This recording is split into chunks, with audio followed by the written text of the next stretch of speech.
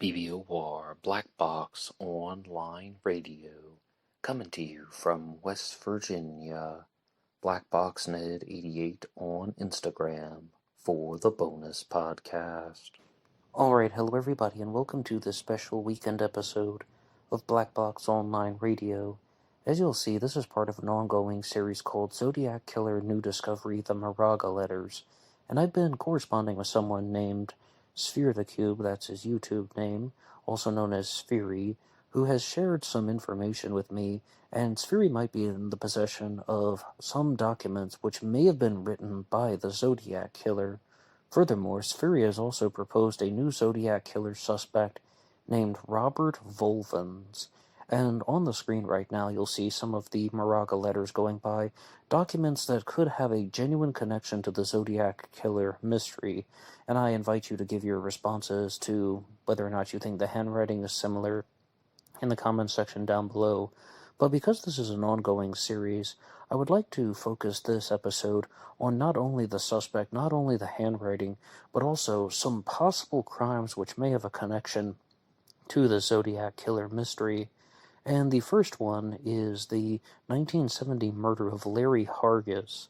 And there is, as always, a lot of information about these cases available on ZodiacCiphers.com, which is run by Richard Grinnell. That is a website that I always recommend. And I would like to read something here about the murder of Larry Hargis from 1970 to introduce the subject. Sherry Jo Bates was brutally stabbed outside the Riverside City College after the killer had sabotaged her Volkswagen Beetle in the pretense of luring the young student to her death. 1 month later, on November 29, 1966, a typed confession letter was received at the Riverside Police and Riverside Enterprise detailing the murder and culminating with the chilling words, "Beware, I am stalking your girls now." 5 months later came the murder of Nikki Benedict on May 1st of 1967. However, there is little to link the two cases other than the vague suggestion by the Zodiac Killer that there were a lot more down there. And this refers to a statement that the Zodiac Killer made saying, "I give you credit for stumbling upon my Riverside activity, but you're only getting the easy ones. There are a hell of a lot more down there." And this is going to be an attempt by both Richard Grinnell and Sphere to pinpoint one of the possible murders that could be a hell of a lot more down there, what that could actually be referring to, and that is the murder of Larry Hargis, who was murdered on June 25th of 1970. Another case predating the Los Angeles letter on March 13th of 1971 was that of Larry Hargis, a 27-year-old yellow cab driver, murdered on June 25th of 1970, just over 8 months after the callous slaying of Paul Stein, who was gunned down by a single shot to the head in Presidio Heights on October 11th of 1969. Larry Hargis had informed the taxicab company dispatcher of a client asking to be driven to the Spring Valley area from downtown San Diego. San Diego is situated near the coast in Southern California, about a 2-hour drive south of Los Angeles and Riverside County, but only 30 minutes from the crime scene of Nikki Benedict in Poway. And yes, that refers to the location where Nikki Benedict was murdered. She was murdered in Poway, California on May 1st of 1967 as she was walking home on a dirt road, and she was stabbed by knife. The words the dispatcher were sent in the early hours of June 25th. Unfortunately, they were the last words spoken by the taxi driver, Larry Hargis, whose body was later discovered in a field near Galapagos Street. He had been shot and his wallet had been taken, his taxicab presumably commandeered by the murderer, and was later discovered abandoned in downtown San Diego, approximately 20 minutes traveling time from the murder scene. No suspect or suspects were ever identified, and the case remains unsolved to this day. This murder took place before the Zodiac Killer's button letter was received at the San Francisco Chronicle on June 26 of 1970, saying that he shot a man sitting in a parked car with a .38. However, the location in San Diego and the traveling distance to San Francisco makes any connection to the button letter rather unlikely. Nevertheless, it provides a significant timeline between the murder of Larry Hargis and the mailing of the button letter to the San Francisco Chronicle. So, that is a possible Zodiac crime that not only bears similarities to the murder of Paul Stein, but also the murder of Ray Davis from 1962. And I think that this crime is actually even more similar to the murder of Ray Davis, Ray Davis was murdered in the spring of 1962. He was a taxi driver. Big difference would be that somebody called in and threatened the crime before, saying that they were going to pull something real nasty in Oceanside and that you would never be able to figure it out. But the body of Ray Davis was dumped, the same way that the body of Larry Hargis was dumped. The difference is the body of Paul Stine was not moved to any new location. Paul Stine's body remained in the taxi cab, and he was even photographed in the taxi cab. Now, that doesn't necessarily immediately rule out a connection. I'm just stating those points as facts in relation to the case, noting the similarities and the differences. But because this series is not only about my observations, and most of it is meant to come from Sphery, also known as Sphere the Cube, I asked him about it, and he was the one who brought it forward to me, actually, talking about how there's the possibility that the murder of Larry Hargis was a genuine Zodiac killer crime, and I asked him about the reasons why he thought so, and I also said, how likely do you believe that this was a genuine case of Zodiac activity? And the response I got was, on a certain level, obviously it is hard to say. What attracted to me to the Larry Hargis case is that, number one, he was a murdered cab driver in the region, and number two, the Zodiac followed up with a letter that signed equals 13, and I think there is some real indication that the Zodiac was employing the unit circle. The sigil of the Zodiac itself is a unit circle, or this or that, but look at the unit circle, and one of the things that you can do with a unit circle is give XY coordinates. I think he played with this idea, so the fact that there were 12 miles between the pickup point and 12 miles from where the body was dropped off, and the cab went back toward the pickup point at minus 12 along the x-axis makes sense. That said, the guy had his wallet stolen, and the body was dumped, and he took the car, so these things don't seem as likely to indicate the Zodiac. Yet, by then, he was already changing his patterns, and staging might have been a different tactic to cause confusion, which he liked to do, so I'm going with 70%. I'm not an expert at all on every crime or potential crime, just based on the work that I did on the equals 13 with the Mount Diablo, and the hunch that minus 12 was a set of coordinates, and then when I looked it up, it fit. I think that it would be careless not to consider it. So, as you see, this is tying into some type of mathematical connection, and that this is also the idea that the Zodiac killer is committing a series of murders in the 1960s and in the 70s as well, according to Sphery's theory, and that he's leaving mathematical signatures behind, that the crimes are not arbitrary. And there were other points that Sphery wanted to share with me, and I think that no matter what, this is a good comment to think about, to chew it over, to mull things over, and that is that the Zodiac killer committed crimes by gun, by knife, and sometimes he committed crimes when there was just a man present and then there were two people present. First, there are the Lake Herman Road murders on December 20th of 1968, and then there was the Blue Rock Springs shooting on July 4th of 1969, the Lake Berryessa stabbing on September 27th of 1969, but then the Zodiac completely deviates from the pattern with the Stein murder, which occurred on October 11th of 69. There was only one person present as opposed to two, and the victim was murdered inside a taxi cab as opposed to being murdered in a lover's lane or a park or anywhere in the vicinity of a water hole. That's why some people try to use the bodies of water connection to say that Paul Stine was murdered on Washington and Cherry, and the original destination was Washington and Maple Street, and that a fire hydrant was nearby. The point is, they're trying to point out the differences between the Stein murder and the Zodiac's previous activity, and Sphery made the observation that the Stein murder shows that the Zodiac killer was not sticking to a single pattern, and a lot of people believe the Zodiac killer may have murdered 37 people, or maybe he murdered even more than 37 people, but the whole point is that the Zodiac did not have a single pattern, so it would be irresponsible not to investigate some of these crimes, or even look at possibilities about how there could be links to some of the unconfirmed Zodiac victims, such as the murder of Larry Hargis. But there are other cases that we will be talking about in this episode. Well, the Zodiac Killer did write a letter saying that they had stumbled upon his Riverside activity. However, they were only getting the easy ones. There were a hell of a lot more down there. This is the Moraga Letters series, so let's look at something that is more closely related to Moraga, California. And another possible crime that Fury wanted to discuss is the murder of Cosette Ellison. Once again, I will read an intro from ZodiacCiphers.com. Cosette Ellison was 15 years old, and she disappeared from her 423 Canyon Moraga residence near Walnut Creek on Tuesday, March 3rd of 1970, believed to have been forcibly taken from outside of her home and getting off the school bus from the Campolinda High School. She was dropped off by the bus driver Eugene Yee at 3:20 p.m., who saw her from across the road and removed some letters from the mailbox before heading along the driveway. The bus driver noticed a man sitting in a truck near the residence. On his return journey 10 minutes later, the truck had edged closer to the driveway of the Ellison household, but the occupant was no longer inside. 30 minutes later, approximately 4 p.m., Mr. and Mrs. Richard Ellison returned to an empty house. Cosette's school books were not in their usual place, and no mail had been brought into the house, suggesting something untoward had happened close to the time that Eugene Yee had passed the Ellison residence.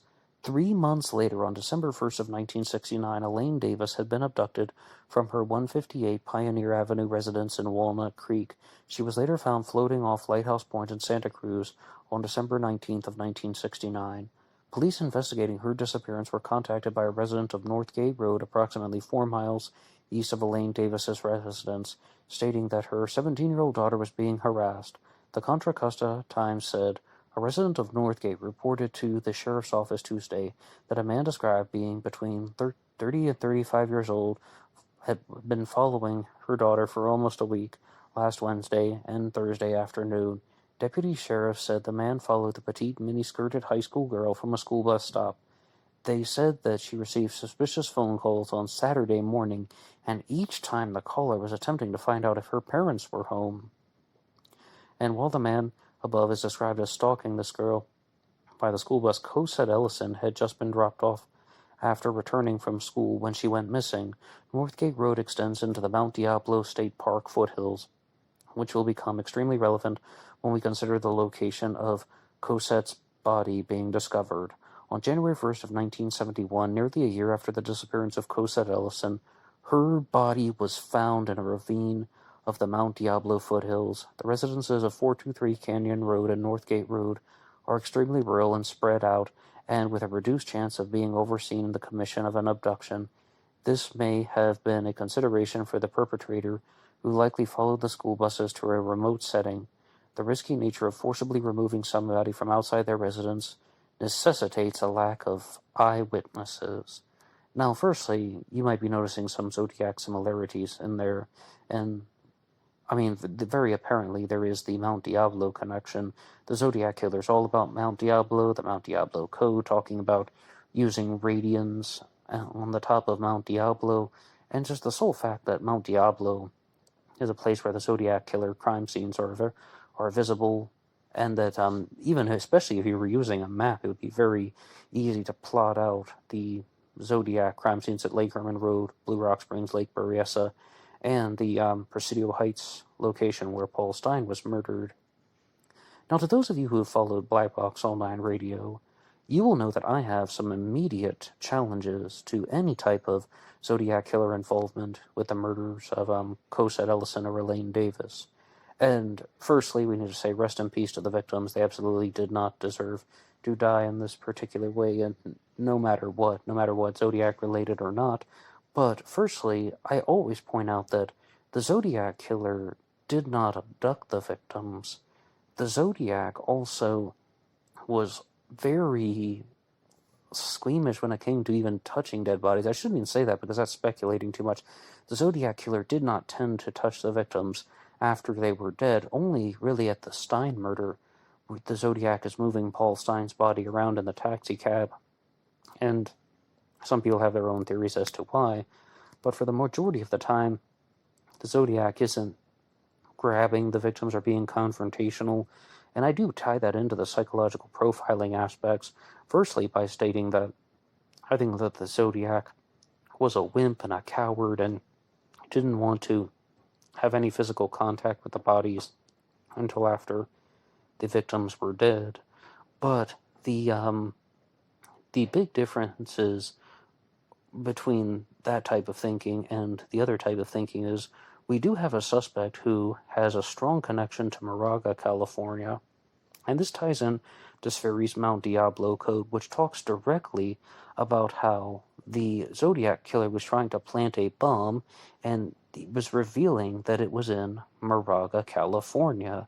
So, partnered with the whole Mount Diablo code, that is something to think about how there could be some similarities. And I openly asked Siri about this one, and the response I got was that all of these crimes are happening within a very small radius, and there's a suspect that he has that is present in the center of that radius, or who is present in the epicenter where all of these crimes are taking place. So that's also something to consider.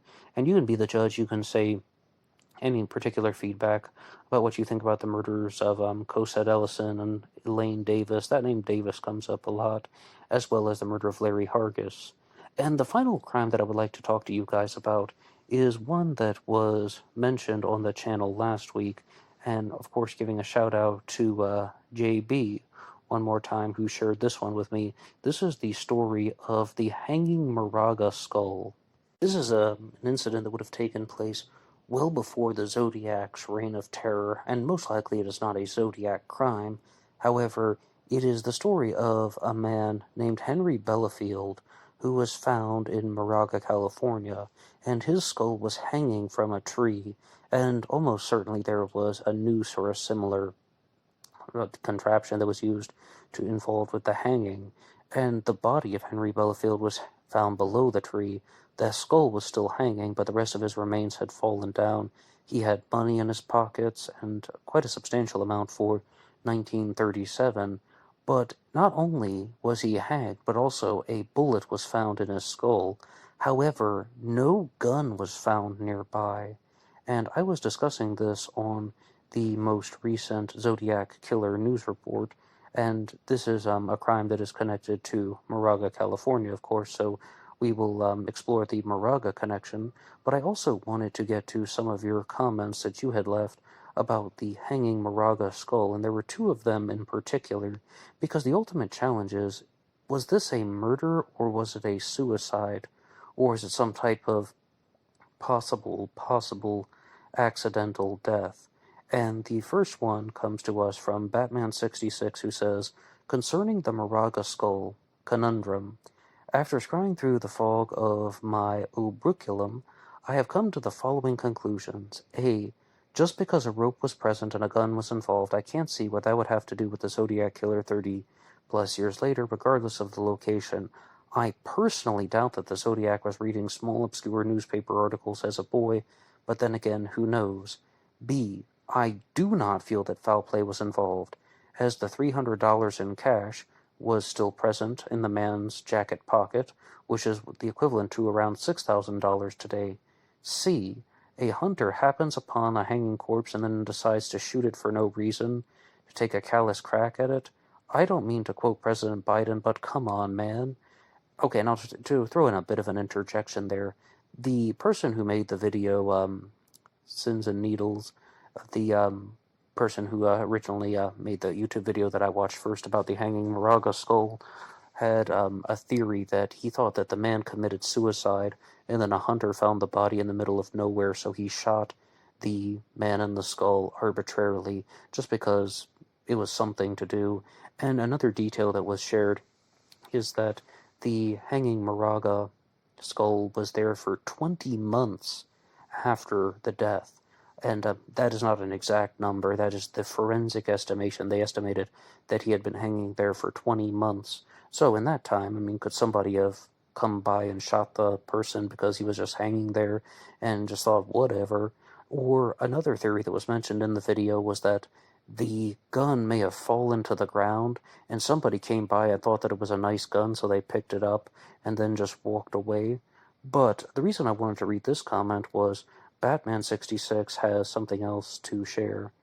I believe it was a sad suicide, plain and simple. He hanged himself, and while doing so, he shot himself in the head. I'm going with this option. The gun dropped to the ground, obviously. No one happened along and took the gun. Someone happens upon a hanging corpse or bones on the ground, picks up the gun, but doesn't sift through the man's pockets, never knowing that there was $300 there. This was the Dust Bowl era in 1937, with down and hobos galore.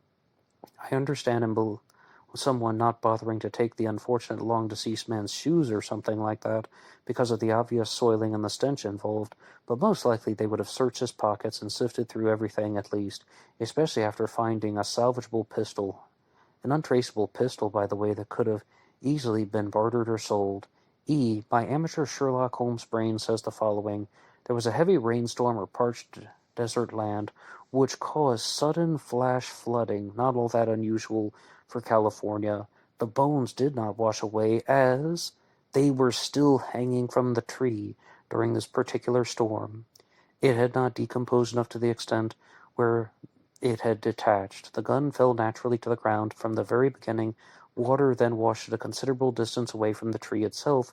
It just took a few internet sleuths to locate the approximate spot where the 1936-37 tragedy took place, and spent about half a day spread out with metal detectors. I bet they would find the original pistol discovered. That's if the area isn't a Walmart by now. Not every mystery, no matter how grisly it may appear, needs to involve a secondary evil culprit. Okay, that's one possibility about what could have happened to the hanging Moraga skull. Another one comes to us from Jay, the person who originally shared this with me, saying, I'm guessing that the Moraga skull was a murder, and the killer ended up shooting the victim to make sure that he was dead. That's why the bullet was found lodged in his skull, and that's why the gun was not found beneath the tree where the rest of the skeleton was. Which one do you agree with, natural elements, or do you think it was a murder? You can put your ideas in the comments section down below. And when I was discussing this one with Siri, both him and I were of the opinion that this certainly was not the Zodiac killer. I mean, 1937, the Zodiac didn't announce himself to the world until 1969. However, this could have happened in Moraga, California, and even if it wasn't something related to the news clippings, it could have been a story that would have been shared around Moraga, California, and it could have been something that the Zodiac would have used in the creation of his persona, particularly the correspondences such as the Halloween card, which has not one but two skeletons on it, and one of them is pasted on there. Just some type of morbid influence that could have driven this person to have committed the particular crime. And also, because of the video that was originally shared on YouTube and originally done by the channel Spins and Needles, there are some photos of the St. Mary's campus in Moraga and the surrounding hills in Moraga, California, which also form a very similar pattern to the symbol that was used, firstly by Red Ryder, but then the Zodiac incorporated that symbol onto the Halloween card as well. So this could have been something influential on the Zodiac's persona in Spheri's mind, and I think that this is just about identifying an influence, whereas the first two cases that were discussed in this, the murder of Larry Hargis as well as the murder of the two girls, Elaine Davis and Cosette Ellison, those, I believe, Spheri is more leaning toward, as he said, by 70% chance that that actually was the Zodiac killer and his suspect, Robert Volvins. But what do you make of the similarities with the taxi driver in San Diego? Do you think that this is the Zodiac killer picking off easy targets and doing the whole thing where he says he's not going to announce his crimes and they're going to be routine robberies? Or do you believe that that's just an unrelated taxi cab murder by someone who wanted the money? What do you think about the girls that were murdered near Mount Diablo? Do you believe that that was the Zodiac killer, or that were those just demented, opportunistic predators? And what do you think about the hanging Moraga skull? Which one do you agree with, murder or suicide? You can put your ideas in the comment section down below. Anybody can write the show at BlackBoxOnlineRadio@AOL.com. You can also get me on Facebook. My personal Facebook is in the description box. And there's always BlackBoxNid88 on Instagram. And I will see you over there for the bonus podcast. Goodbye.